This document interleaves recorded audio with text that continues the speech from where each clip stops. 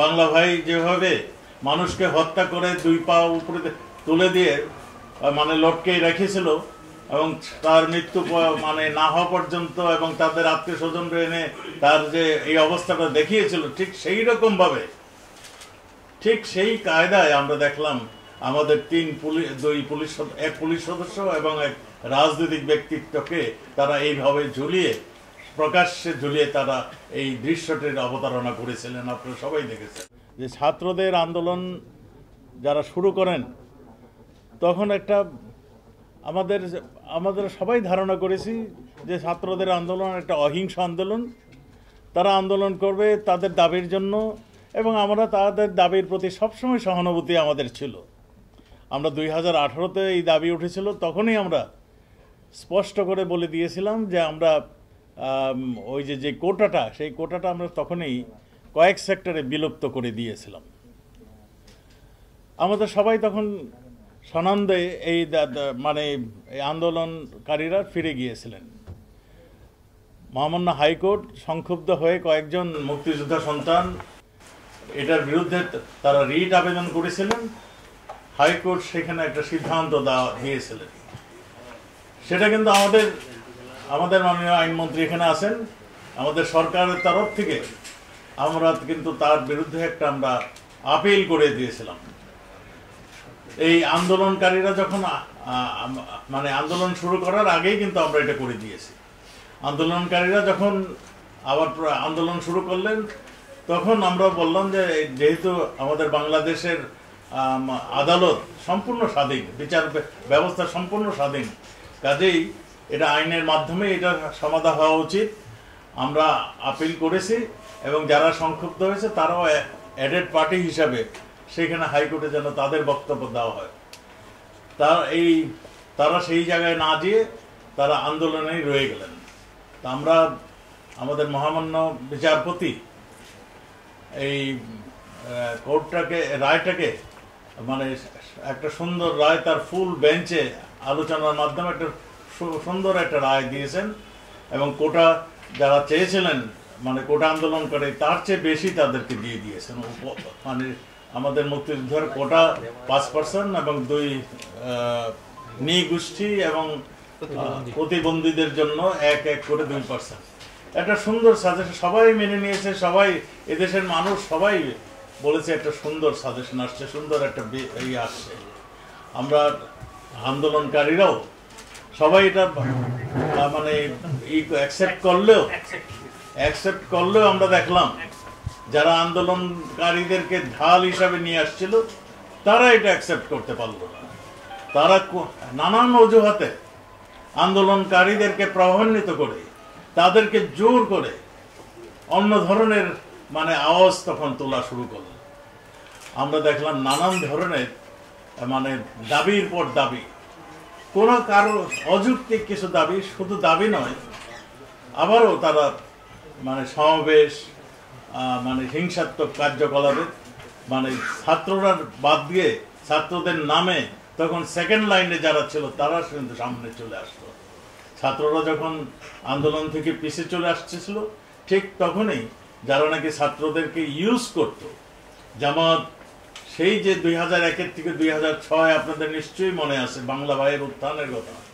বাংলা ভাই যেভাবে মানুষকে হত্যা করে দুই পা উপরে তুলে দিয়ে মানে লটকে রেখেছিল এবং তার মৃত্যু মানে না হওয়া পর্যন্ত এবং তাদের আত্মীয় স্বজন এনে তার যে এই অবস্থাটা দেখিয়েছিল, ঠিক সেই রকম ভাবে ঠিক সেই কায়দায় আমরা দেখলাম আমাদের এক পুলিশ সদস্য এবং এক রাজনৈতিক ব্যক্তিত্বকে তারা এইভাবে প্রকাশ্যে ঝুলিয়ে তারা এই দৃশ্যটির অবতারণা করেছিলেন। আপনারা সবাই দেখেছেন। এই আন্দোলনে এই পর্যন্ত আমাদের কাছে যা আসছে, আমরা হাসপাতাল এবং আমাদের থানায় যে সমস্ত রেকর্ড আছে সেই রেকর্ড অনুযায়ী 150 জনের আমরা সুনিশ্চিত। আমরা সবার জন্য দুঃখ প্রকাশ করছি। এই 150 জনের মধ্যে এখানে পুলিশ সদস্য রয়েছে, এখানে সাংবাদিকরা রয়েছে, এখানে আমাদের রাজনৈতিক কর্মীরা রয়েছে, সাধারণ পথচারী রয়েছে এবং কয়েকজন ছাত্রও রয়েছে। তাদের জন্য সবার জন্য আমরা দুঃখ প্রকাশ করছি।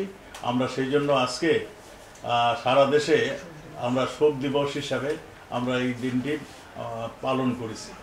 তা আমরা মনে করি যারা প্রাণহানি ঘটেছে তাদের পরিবারকে আমরা সমবেদনা জানাচ্ছি।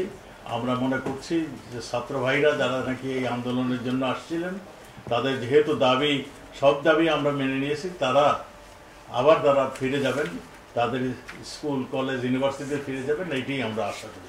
কিছু মেনে যাওয়ার পরেও আমাদের সহিংসতা থামেনি, অস্থিরতা থামেনি। আমাদেরকে বাধ্য হয়েই সন্ধ্যা আইন জারি করতে হয়েছে।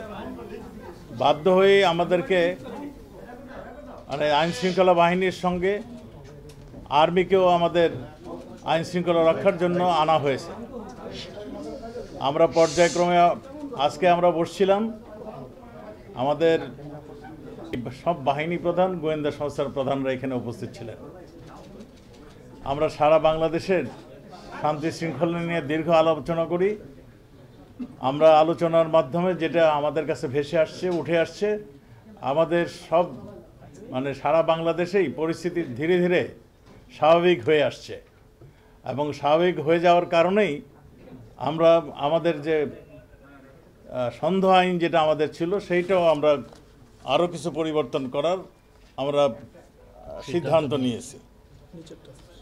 আমরা আগামী বুধবার হতে শনিবার পর্যন্ত সকাল 7টা হতে রাত 8টা পর্যন্ত সন্ধ্যা আইন কিংবা কারফিউ শিথিল থাকবে। আমি আপনাদের মাধ্যমে সবাইকে অনুরোধ করব, সবাই যেন এই সন্ধ্যা আইনটি মেনে চলেন। তাদের নিজেদেরই স্বার্থে আমরা আমাদের নিরাপত্তা বাহিনী যত তাড়াতাড়ি স্বাভাবিক অবস্থা ডিক্লেয়ার করতে পারবে, তাদের সাজেশন দিবে, ততই আমরা মনে হয় আমাদের দেশ মানে স্বাভাবিক অবস্থায় আমরা ফিরিয়ে নিয়ে আসতে পারবো। সকাল 7টা হতে রাত 8টা পর্যন্ত মানে এইটুক শিথিল থাকবে, আর বাকি সময় সন্ধ্যা আইন জারি থাকবে। তো আমাদের সময় সবাই আলোচনার প্রেক্ষিতে আমরা আরও কিছু সিদ্ধান্ত আমরা মানে আলোচনা হয়েছে। যেমন শিক্ষাক্ষেত্রে শিক্ষামন্ত্রী মহোদয় এখানে আছেন, তিনি এখন সিদ্ধান্ত নেবেন কবে থেকে প্রাইমারি স্কুল খুলবেন, কবে থেকে মাধ্যমিক স্কুলগুলি খুলবেন, কবে কলেজ এবং ইউনিভার্সিটি পর্যায়ক্রমে তিনি খুলবেন, সেটার সিদ্ধান্ত উনি দেবেন। আমাদের আইসিটি প্রতিমন্ত্রী মানে কবে থেকে মানে ইন্টারনেট চালু করবেন সেটার সিদ্ধান্ত তিনি তার টেকনিক্যাল অবস্থা অবজার্ভ করে এবং তার যে মানে যে অসুবিধাগুলি আছে সেইগুলি শেষ করে কবে থেকে দিতে পারবেন সেগুলো তিনি সিদ্ধান্ত তিনি দেবেন। আমাদের তথ্য মন্ত্রী মহোদয় এখানে আছেন, তিনিও সিদ্ধান্ত নিয়েছেন যেগুলো আমাদের অপপ্রচার হচ্ছে, সব জায়গায় অপপ্রচার হচ্ছে, সোশ্যাল মিডিয়াতে বিভিন্ন জায়গায় যে সমস্ত অপপ্রচার হচ্ছে সেই অপপ্রচারগুলো বন্ধ করার জন্য এইগুলোকে যাতে সঠিক নিউজটা যেন সারা বাংলাদেশ তো বটেই, সারা বিশ্বে যেন প্রচারিত হয় তার জন্য তিনি ব্যবস্থা নেবেন। সে আমাদের পররাষ্ট্রমন্ত্রী এখানে ছিলেন না, তার মানে আমাদের সিনিয়র সচিব এখানে ছিলেন, তিনিও বিভিন্ন রাষ্ট্রে কিভাবে আমাদের সঠিক নিউজটা যাতে যায়, এই আন্দোলন কারা করেছেন, কারা এই আন্দোলনকারীদের ব্যবহার করেছেন, সেটা তো মানে এখানে দীর্ঘ আলোচনা হয়েছে।